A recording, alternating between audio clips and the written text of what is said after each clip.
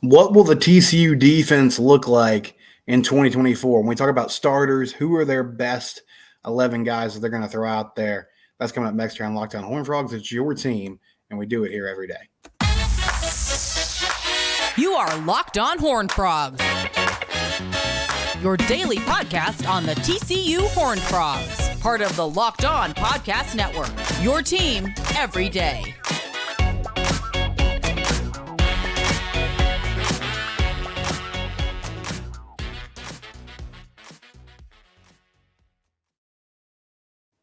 That's right, Locked On Horned Frogs, your team every day. I'm your host, Steven Simcox.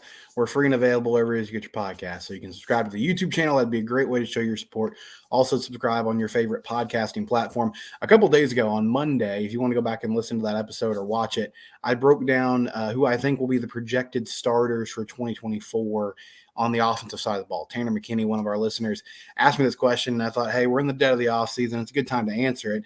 Now, obviously, this is a pretty loose projection because we haven't had spring camp yet. We haven't gone into the fall camp. We don't know what the injury situation looks like. But this is just at the moment who I think the best guys are for the specific jobs.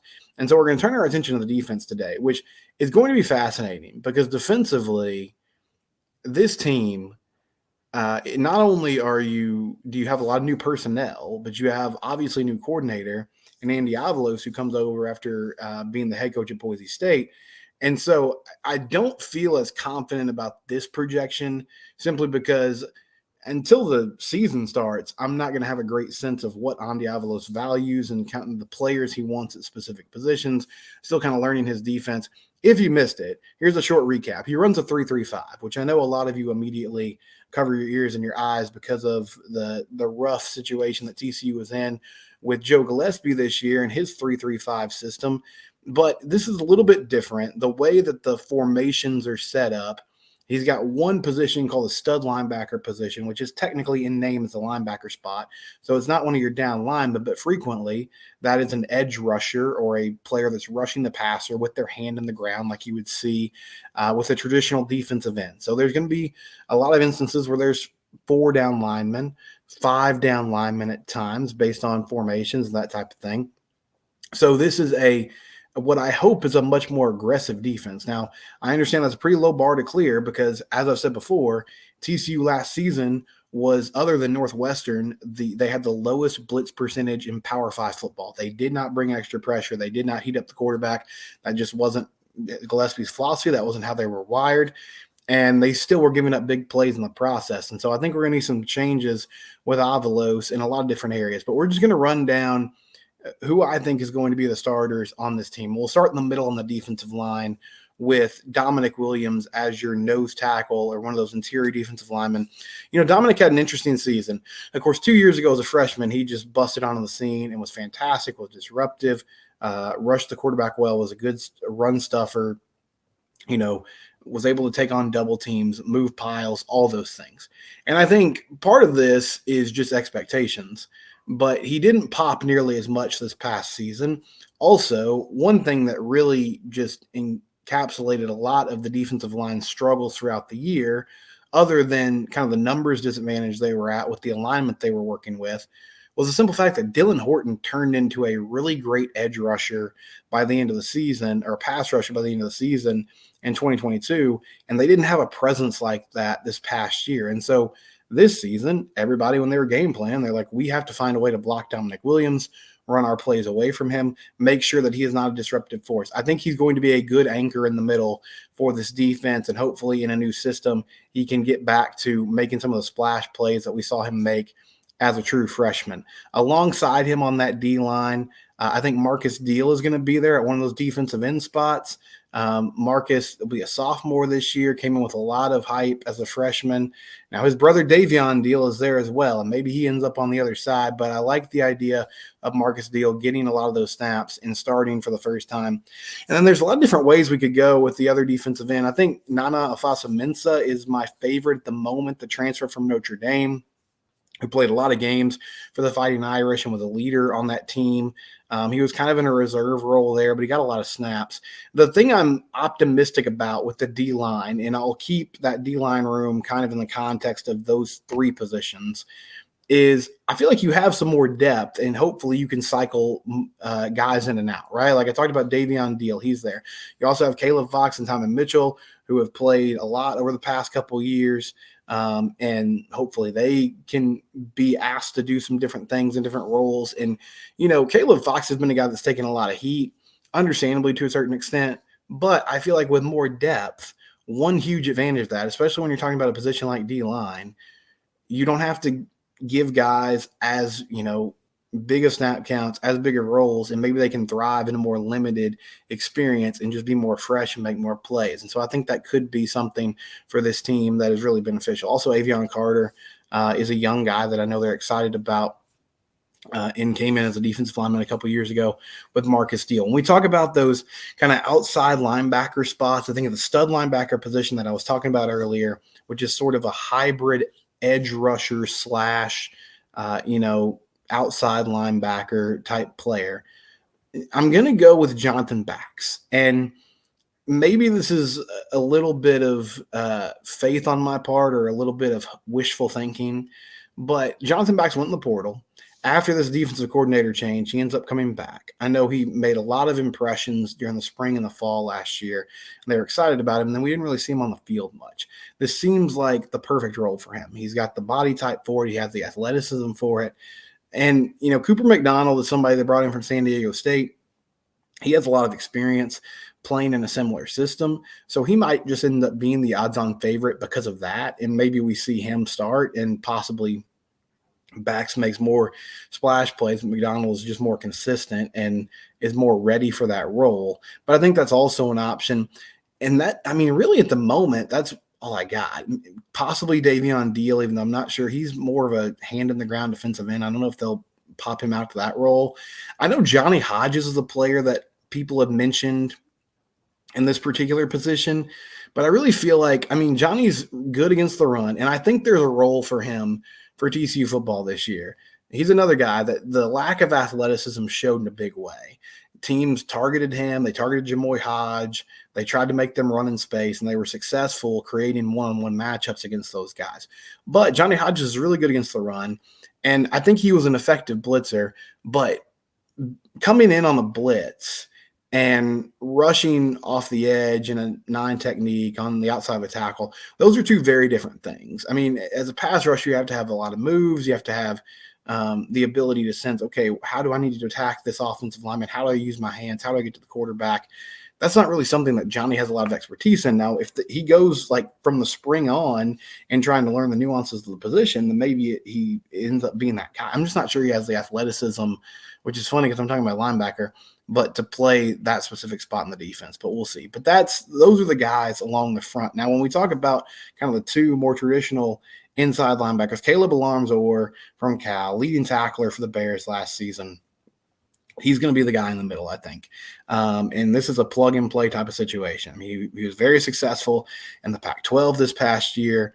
He did his job well. He's coming in. He's going to learn this defense quickly, and he's going to be one of the leading tacklers on this team. I believe that. I think he's got all the tools to be an NFL type of linebacker one day. So that's your dude. Alongside him, I'll go with Shad Banks for now. This linebacker room in my mind is kind of thin at the moment, and we'll see how it plays out when the season starts. But those are the two guys. And then I think there's a role for Johnny Hodges, right? Jamoy Hodges is moving on. Somebody asked me that the other day, if he would be back. I can't keep up with all the eligibility these days. I'll be totally honest with you. It's hard with COVID rules and everything else. But Jamoy, I saw he declared for the draft. So he's either out of eligibility or maybe he had one more year and he just decided, you know what? I'm going to take my chances in the NFL draft and see what happens, but he'll move on. And so Hodges is back, Hodges not. But I like Shad Banks. I think he can make plays. He can run sideline to sideline better than some of the other options here.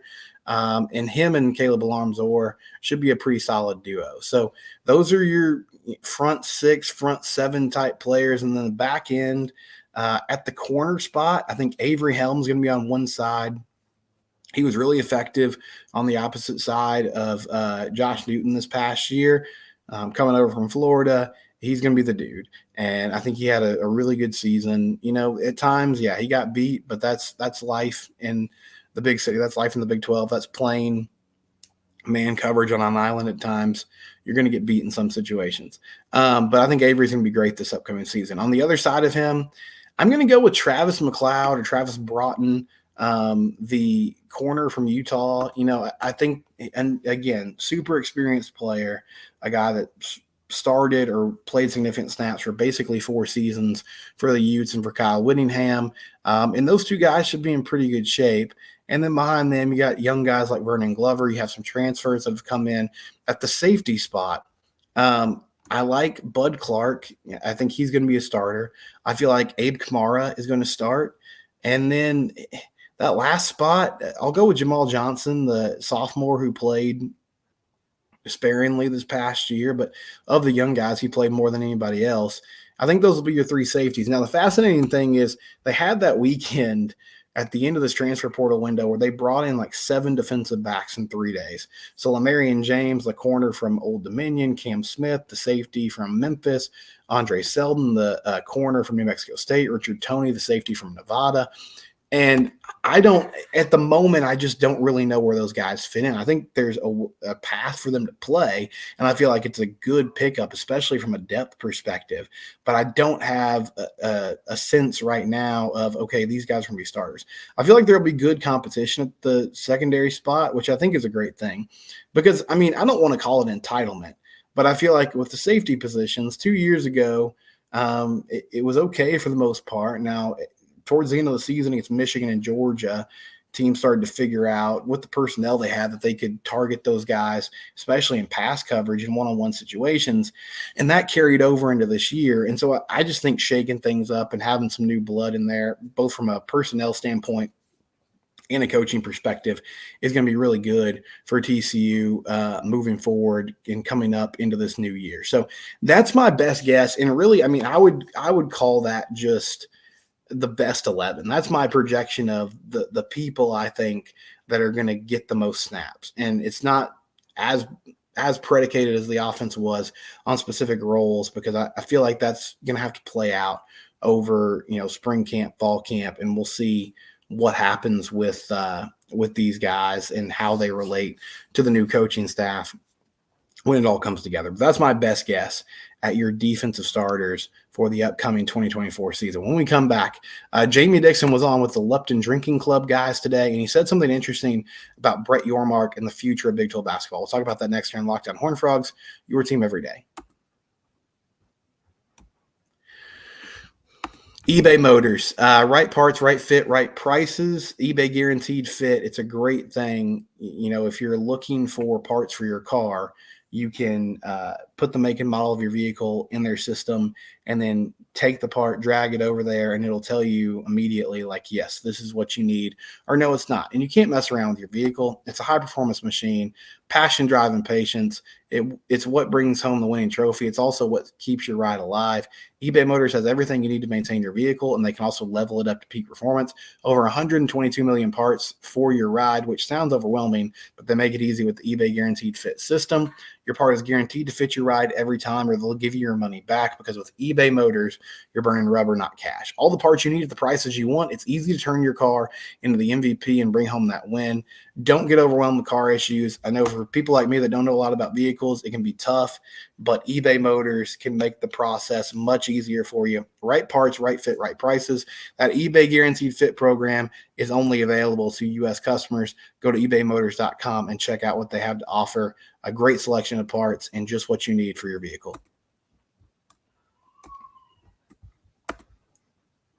So following TCU basketball's win over Oklahoma State on Tuesday night, Jamie Dixon joined one of my favorite podcasts. I really like the Lupton Drinking Club.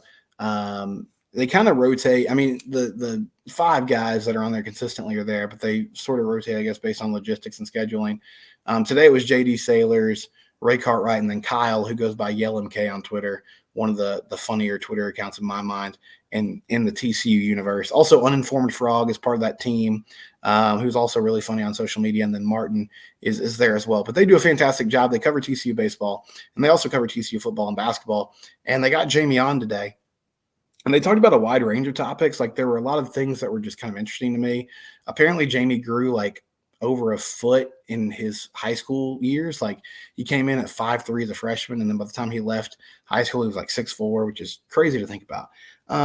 And they talked about him coming to TCU, what that meant, how he sort of followed the best conference in America used to be the Big East, where Pitt was, and then it was the ACC, where Pitt moved to with Syracuse and some other schools, and then it has now become the Big 12, and of course Jamie is here now in the most competitive conference and the best conference in America from a basketball standpoint.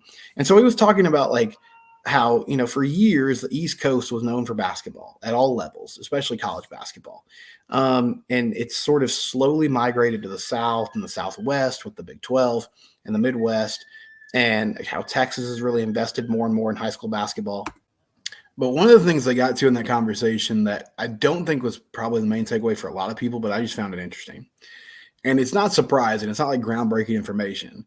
It was just nice and surprising to hear Jamie be so candid about it. He talked about Brett Yormark and his relationship with him, how he's gotten to know him over the last few years. And he described Brett as a hoops guy. Like college basketball in the Northeast, it's a big deal, right?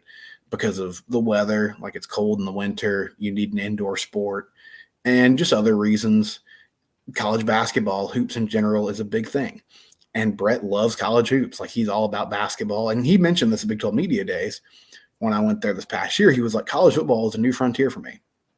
Didn't know a lot about it. Now, Yormark's biggest strength is obviously that he's a great marketer. And okay, so he's not like a football crazy person. That's fine.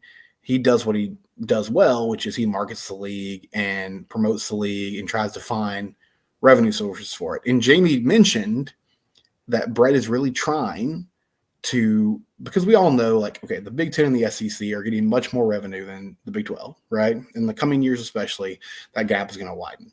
And I'm not dumb. Some of you might disagree.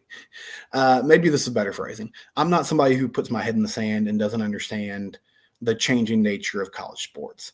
I know that revenue and money equals resources play into recruiting and everything else that goes into college athletics. And especially now with NIL, the teams with the deepest pockets are going to have the best chance to field the best rosters. And we see that with recruiting. And, we see a big gap right now between the new Big 12 and the Power 2, if we want to call it that. And so that's going to be a challenging thing for the league. And also, it's pretty clear that, I think the Big 12 is going to be a good league. I think it's going to be a fun league with a lot of natural rivalries. But winning a national championship in football at the moment seems like a really tough thing to do. So how do you combat that? You try to find creative ways to close that gap. So Brett Yormark is attempting to do that with basketball. And it's the reason that he was interested in UConn. It's the reason he was interested in Gonzaga and those schools, because he wants to continue to build. There's narratives and there's truth. The truth is that the Big 12 is the best conference in America when it comes to hoops. Now, can you actually parlay that into making a lot of money? I don't know. Historically, college hoops, aside from the NCAA tournament, has not been a big money-making machine. But Yormark's going to give it a go, and he's going to try, and I appreciate that. That's probably one of the things I appreciate the most about him. I haven't loved all his ideas. I talked about the games. They're going to do some soccer games and some basketball games, maybe some baseball games in Mexico and other international countries. And I'm not against it. I think it's a cool idea. I'm like, how much are you really gaining from that? Because I don't know. I'm just wondering, like, who's coming to those games. And that being said, though, I understand and I appreciate that he's turning over every rock and going to creative places to try to find a way to keep up with the changing and shifting world of college athletics. And for years, my biggest complaint about Bob Bowlesby and the brass in the Big 12 was that they seemed to not understand what everybody else was moving towards. And it felt like they were on the outside looking in. I made the joke that Bob Bowlesby's tenure could be described as there's an episode of The Office where Michael and Dwight go to a sales conference and Jim has gone to another branch and Jim's there with his new boss and they make an inside joke and Michael laughs at it. And Jim's like, oh, it's an inside joke that only they understand. And Michael says, oh, I love inside jokes. I'd love to be a part of one day. And that's what it felt like. The other commissioners just didn't have any respect for Bowlesby and they kept him in the dark on things. And so while all this stuff was happening behind the scenes, the Big 12 was always being reactive instead of proactive. And so now it feels like with Brett Yormark, they are in a much better position to, take the ball and run with it and try to find a way to be on the cutting edge of some of these things. Now, is it going to work? I don't know. I mean, could you separate those TV contracts between football and basketball and make an attractive package? I think there's a really good argument for, hey, you should be watching Big 12 hoops. Like, media companies should want Big 12 basketball on their TVs. They should want it streaming on their services because it's the best of the best. And they're going to give it a go, and they're going to try to do it in a big way. I just found that fascinating that's, behind the scenes. And I think privately people were like, yeah, that's probably the thought process there. But it was cool to hear Coach Dixon talk about it openly and be like, yeah, that's what he's trying to do. He's trying to find a way to close the gap between the Big 12 and the Power 2. And one way that he's doing that is seeing, okay, is there untapped revenue when it comes to basketball? So check out the Lipton Drinking Club podcast. There's a lot of good information in there that is beyond just that revelation, but I found it intriguing. And so I thought I'd bring it to the table today. When we come back, some audience reaction, and then TCU Women's Hoops. What a win last night, and what a cool moment for this program. We'll talk about that coming up here on Locked On Horned Frogs. It's your team every day.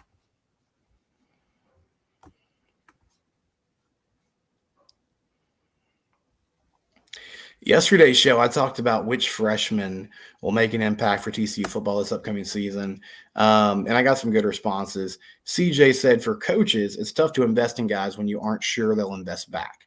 If a guy is headed towards the portal, why bother developing them or giving them playing time? Yeah, it's an interesting point. I mean, I talked yesterday about, one of the reasons there's a lot of pressure on coaches now to play these freshmen is so many guys, especially if they're highly rated and expect to play, if they don't, they're just almost immediately after one season, they're like, I got to go somewhere else. Like, I got to find a way to play somewhere because I feel like I can do this, and I'm not happy sitting on the bench. And we saw that play out with Cordell Russell this offseason. There are other guys that haven't made it work. So I see your point, CJ. I don't envy coaches right now. I think it's a really tough tightrope to balance. I think the power dynamics have changed so much in college sports. Now, at the same time, like, it's a good paying job. They get compensated well for it. A lot of people would love to have their gig, but it's roster management's tougher than ever. I mean, it's crazier even in the NFL, because at least in the NFL you have contracts and you have some safeguards that don't allow people to just walk out the door at the first time of adversity. So I think relationship building is more important than ever. And, you just do your best and you try to find a way to keep guys engaged and involved. And I think communication is the huge key. It's like, all right, what are fair expectations? What do we want to see from you? And just trying to encourage guys, like, okay, if you're not playing right this minute, that's all right. Like, there's plenty of time to develop. But I totally understand what you mean. It's tough to invest and be like, okay, I'm going to engage and try to make this guy a star and push them to their limits if I know that, they're unhappy and they're probably going to hit the portal at the end of the year. Jacob Langford said, I was at the women's game on Tuesday night. Fun to take in. They played really hard. Not sure if they can keep it up with a small rotation, but a great effort, and I'm glad the men survived their game. Yeah, TCU women's basketball, they took down UCF 66-60. It was their first game since they had to forfeit 2 games because of limited roster numbers because of injuries. And you're right, Jacob. I mean, it was an outstanding effort. You saw them in the first quarter. They come out blazing. They're shooting the ball well, a lot of energy, a lot of effort, enthusiasm. And my thought was, okay, how long can you keep that up, right? And it faded a little bit. And UCF cut into that lead. They led in the fourth quarter, but TCU just made plays. And what a job of Mark Campbell. I mean, he talked about installing a new offense, this 5-out system, and a week's time. Like, he's got them running new sets. That's pretty crazy, especially when you're talking about onboarding 4 new players, 4 new walk-ons into the program. That's just an insane thing. And an outstanding job by this coaching staff.